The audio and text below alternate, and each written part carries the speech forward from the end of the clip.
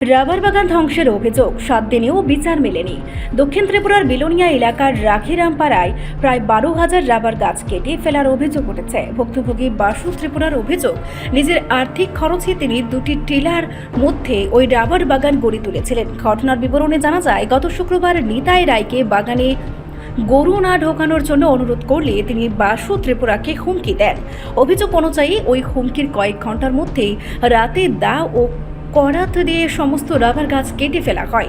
পরদিন সকালে বাগানে এসে এমন দৃশ্য দেখে হতবাক হয়ে পড়েন বাসু ত্রিপুরা। সঙ্গে সঙ্গে তিনি বিলোনিয়া থানাতে লিখিত অভিযোগ দায়ের করেন। পাশাপাশি গ্রাম প্রধান ও প্রশাসনের কাছেও বিষয়টি জানান। ত্রিপুরা কি হয়েছে একটু বলতেন?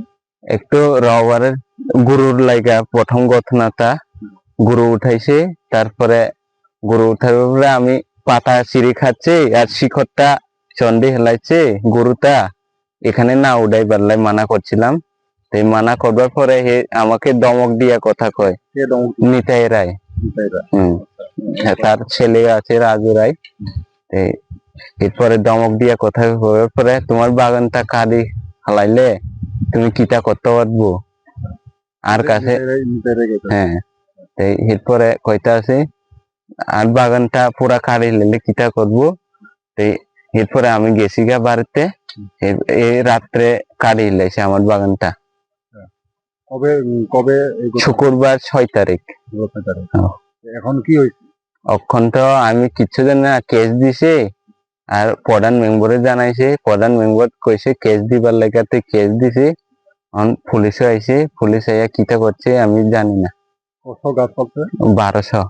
অনুমানে আপনি ক্ষয়ক্ষতি কত? ওই তো 8-9-10 লাখ টাকা। 9-10 লাখ টাকা। এখন রাবার গাছটা কত বছর হয়েছে? 4 বছর চলে। আর কত বছর কাটতে পারবে? 2 বছর। 2 বছর। এখন কি রাবার গাছটা 2 বছর হলে কাটতে পারতো না? সব তো শেষ করে দিছে। ভিডিও সামনে দেখাইতে আছি, এই রাবার গাছটায় বাতাস আইলে ভাঙে পড়বো। আমি এখন বিচারে কিচ্ছু পাইছি না। পুলিশের কাছে গেছি, থানাতে রিপোর্ট করছে, তারপরে আইন বিচার আরে কিচ্ছু সাহায্য করছে না। আমার এইভাবে লোকসান হইবার পরেও তারপরে কিচ্ছু সাহায্য পাচ্ছি না। নিতাই রায়। আপনার নাম? বাসু ত্রিপুরা। আর গ্রামের নাম? রাখিরামপাড়া।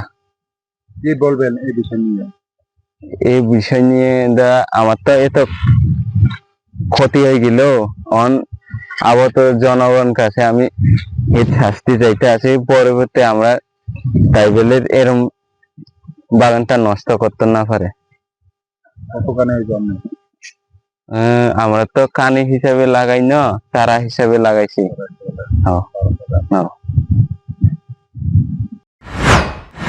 কিন্তু অভিযোগ দায়েরের 7 দিন পেরিয়ে গেলেও এখনো পর্যন্ত কোনো কার্যকর ব্যবস্থা বা সুস্থ বিচার পাননি বলে দাবি বাসু ত্রিপুরার। এই ঘটনায় ক্ষতির পরিমাণ লক্ষাধিক টাকা বলে অনুমান করা হচ্ছে। এলাকায় চরম ক্ষোভ ও উদ্বেগ তৈরি হয়েছে। দ্রুত তদন্ত করে দোষীদের বিরুদ্ধে কঠোর ব্যবস্থা নেওয়ার দাবি জানিয়েছেন স্থানীয় বাসিন্দারা। রিপোর্ট, সংবাদ প্রতীক্ষা।